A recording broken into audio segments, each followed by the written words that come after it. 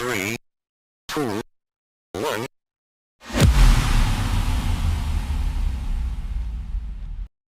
Stop normalizing bullying as a job. Halo Justice Seekers, welcome to our podcast Justice Chat, di mana kita bakal ngebahas tentang hukum tanpa membuat kepala kita pusing. Balik lagi sama aku Lia. Sama aku Salsa. Kita kupas tuntas ya. Boleh. Bareng dua narasumber expert kita nih. Ini ada Putu. Ada. Siapa ini? Hari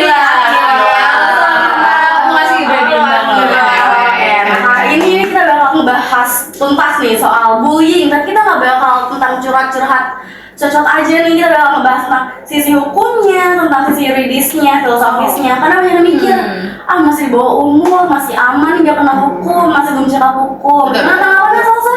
Big no dong. Jangan salah kaprah. Makanya nih kita udah datengin ini nih. Jadi siapa nih expert kita nih? Nggak, kita di sini diskusi bareng-bareng aja. Ada masih banyak kurangnya. Kita mau dari siapa tuh dulu? Niputu. Iya. Mampus. Coba kenalan lagi. Siap diskusi? Siap. Langsung aja nanya ya gue. Iya, betul. Boleh. Karena gue tuh resah banget nih sama komentar-komentar di internet, di Instagram, Twitter. X sama sekarang bukan Twitter. Oh iya, Kenapa ya? Sudah ganti nama. Komentar-komentar tuh kayak namanya juga anak-anak, maklumin aja. Aduh, biasa. Kasihan masa depannya kalau dihukum nanti hancur. Padahal korbannya sendiri juga hancur mentalnya. Benar. Pertanyaan gue, Akila dulu deh yang paling mendasar. Oke, Secara betul. filosofis nih. Kenapa sih hukum kita harus membedain perlakuan antara anak sama dewasa? Ada nggak sih landasan pikirnya tuh? Nah, ini jujur pertanyaan Lia nih paling penting. Ini bakal dasarin semua topik utama kita hari ini gitu. Jadi pada dasarnya kita tuh di negara kita ini, di Indonesia, ada doktrin namanya Parents Patriae. Apa tuh? Tahu nggak teman-teman? Parents Patriae itu apa? Baru tahu. Nah, Parents Patriae itu dasarnya adalah doktrin yang mengatakan bahwa negara itu adalah orang tua daripada anak-anak.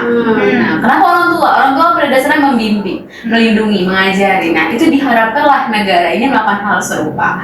Karena anak-anak itu tuh areanya atau pola pikirnya belum matang. Apalagi kalau dia belum 18 tahun gitu. Jadi dia butuh lah dibimbing gitu. Ya makanya ada di negara kita tuh hukum pidana. Hukum pidana ini bertujuannya adalah bukan sebagai retributif atau pembalasan, tapi dia sebagai restoratif, yaitu pemulihan. Jadi anak-anak korban ini maupun pelaku, terutama pelaku ya, dia akan dipulihkan, dibaikan lagi gitu, dibina supaya lebih baik. Nah, ketika dia udah baik, dia bakal bisa dikembalikan ke masyarakat. Sangat mulia. Aku banyak foto nih kalau acara hukum yuridis. Ada nggak sih aturan tertulis yang ngebolehin pembedaan perlakuan antara dewasa sama anak-anak? Jelas ada dong. Ada. Iya, justru itu amanat dari konstitusi kita.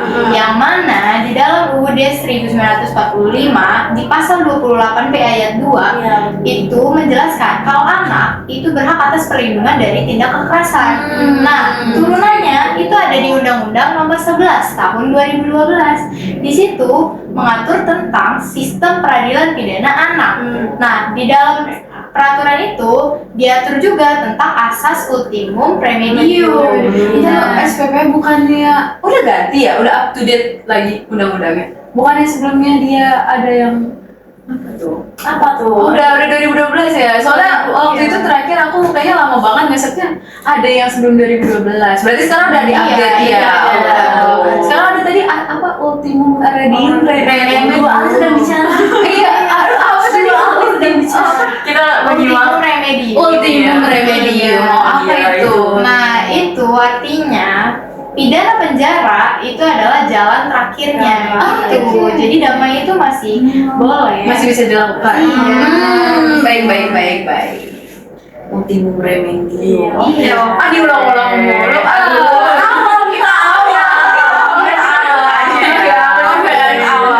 Biasanya kan yang kayak gitu tuh ya realitanya kan kasusnya viral banget ya, meme-memenya nih kayak tersebar ke teman-teman semuanya nih. Nah dengan kejahatan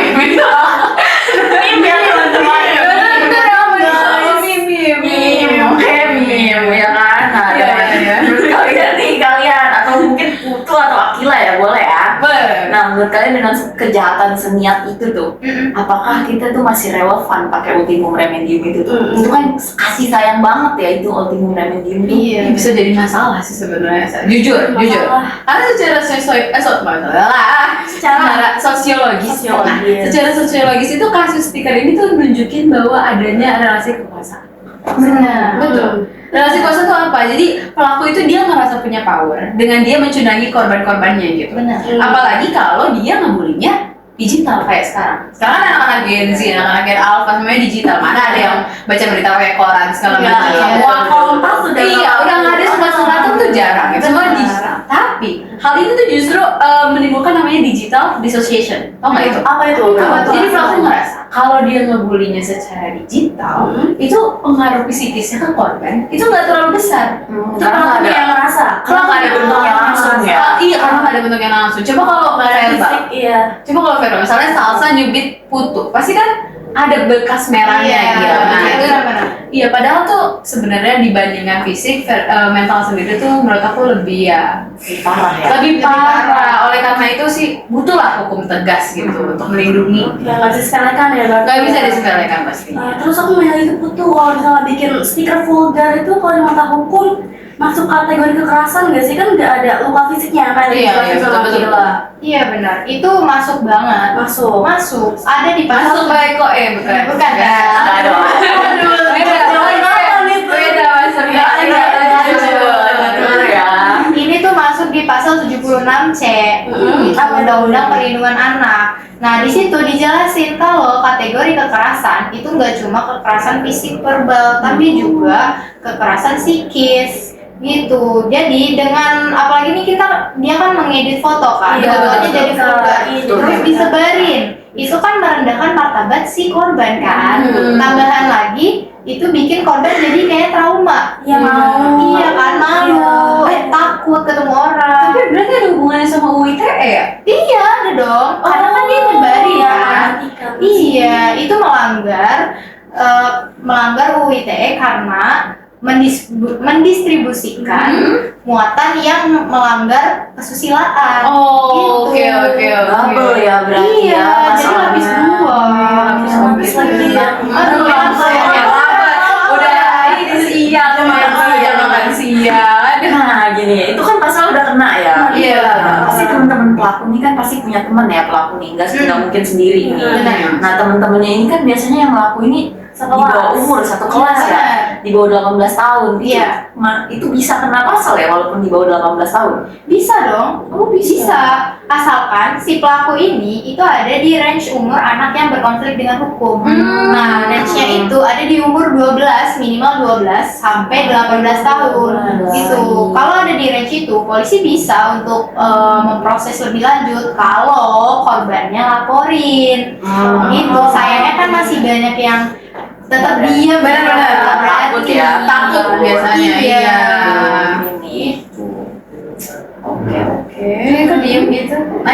Kita ini nggak sabar kita mendengar pertanyaan selanjutnya gitu. Nah dari situ kan ada yang namanya diversi ya atau damai ya. Oh, iya, emang Kalau ada diversi. kalau pelaku tuh pasti ngejar itu dong. Nah itu gimana sih sistemnya tuh diversi? Biar bisa bebas, Biar bisa bebas pelakunya. kan. Pasti kan mereka nggak mau dong masuk lapas atau apa. Oke, aku izin ya. Iya. Jadi dari situ, izin dulu. Nggak enak sama expert gitu. Izin jamin gitu. Jadi diversi ini nggak segampang yang ada di hukum gitu. Melakukan apa sih tadi diversi itu bahasa lainnya? Damai. Nggak semudah itu. Tapi ada syarat-syarat objektif yang emang harus dipenuhi. Benar. Kayak misalnya dia itu nggak lebih dari 7 tahun hukumannya, sama bentar aku baca dulu. Oh, dia bukan pengulangan kejahatan atau namanya residivis. Iya. Berarti kalau pernah berbuat jahat nggak bisa dia pakai diversi itu ya? Iya, nggak bisa. Kalau kayak gitu segampang itu dong, dia ngulang terus. Benar, gitu. Betul kan? Iya. Jangan berarti.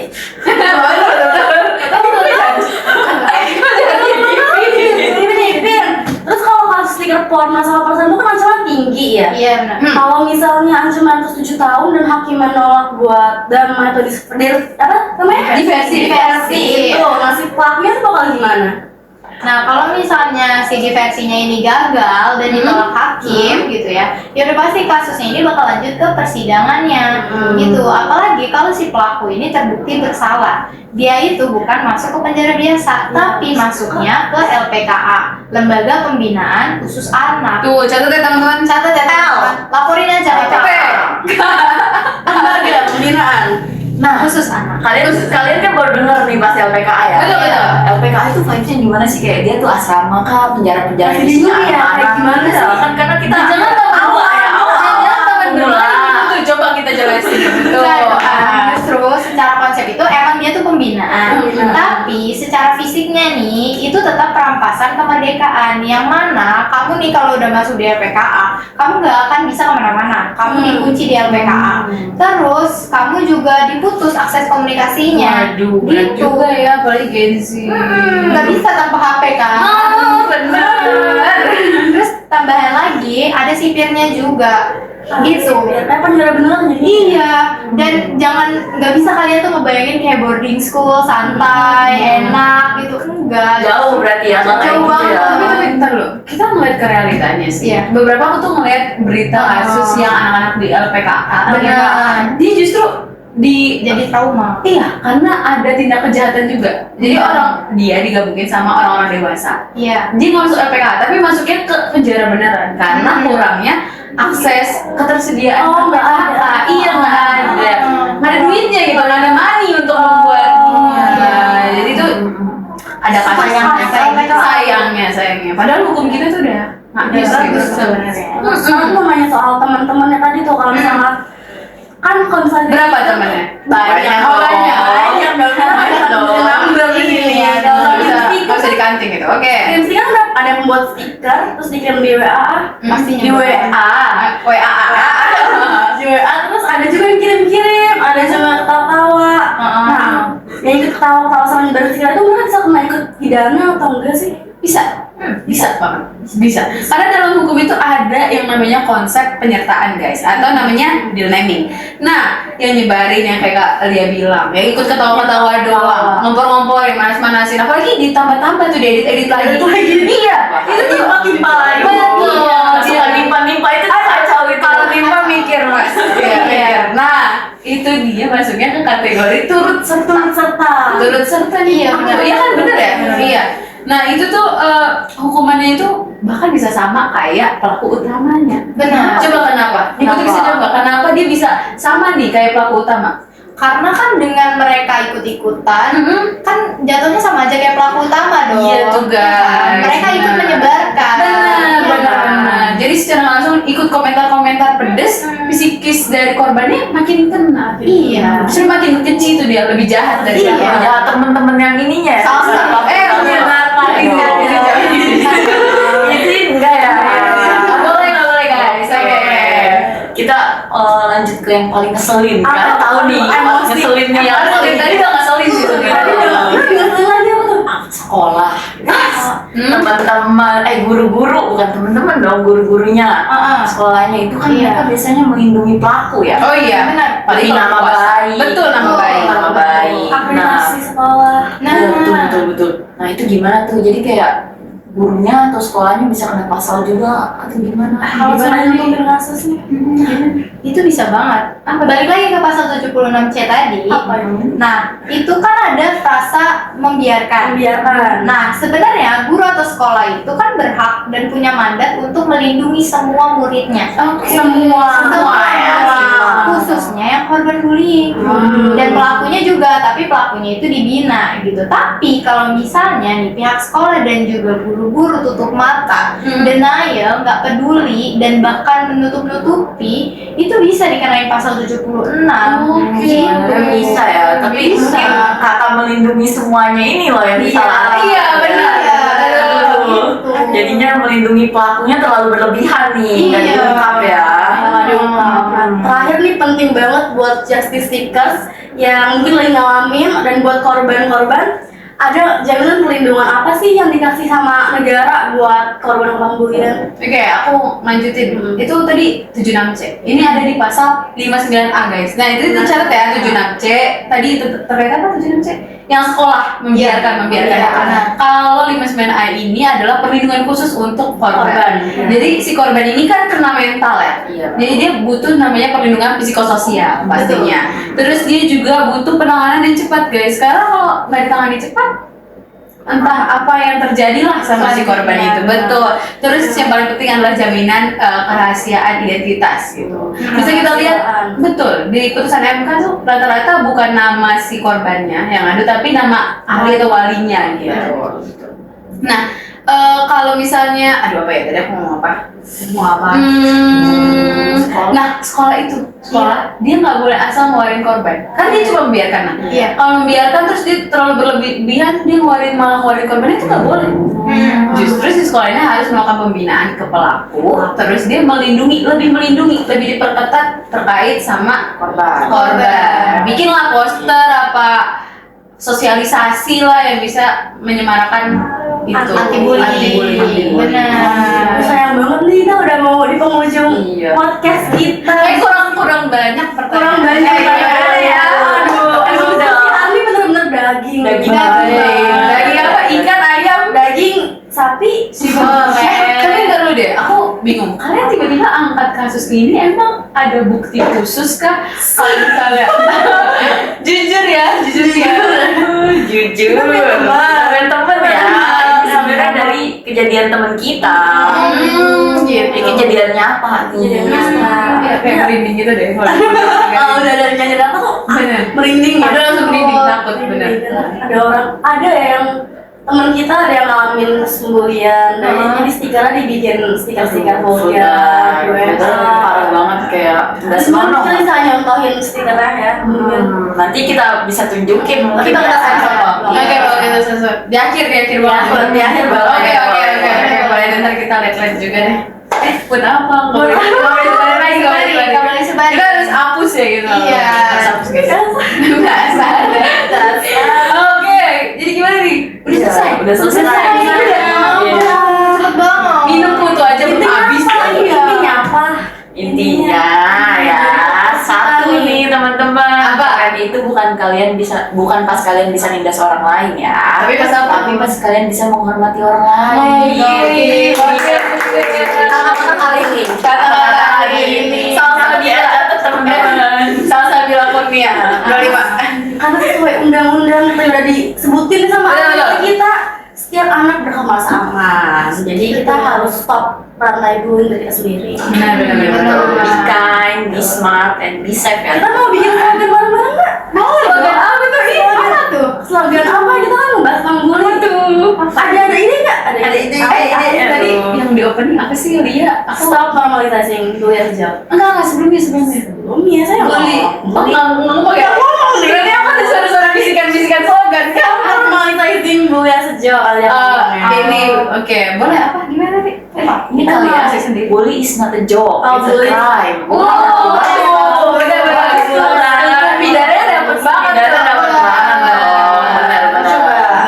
Gimana gayanya? Gimana ya? Gimana? Aduh, Ya, ada bingung gaya. gimana. Ya, Boleh is not a joke. It's a crime. Oh gini oke.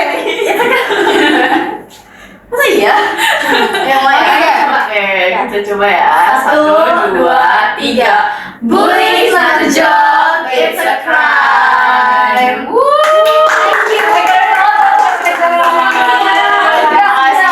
Jangan lupa subscribe ini benar-benar. Iya, Dan kita terima kasih.